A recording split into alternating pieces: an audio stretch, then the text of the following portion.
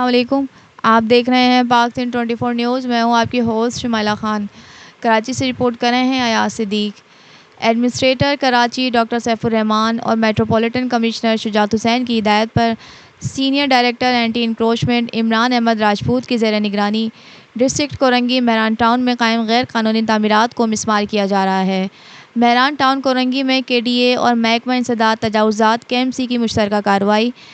Director Korangi Salim रज़ा, deputy director Nadeem नवाब, KMC और staff इलाका police मौजूद थे।